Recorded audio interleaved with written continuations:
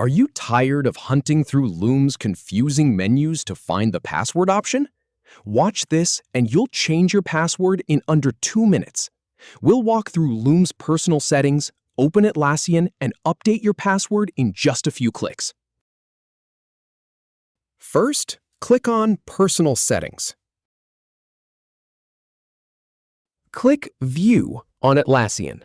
Now, click on Security to access the password options.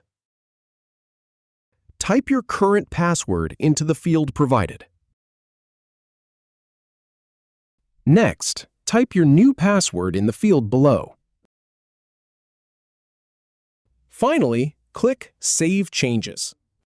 If you have any feedback or if any info is inaccurate, please leave a comment below. We'll do our best to answer or redo the video if needed. Thanks for watching.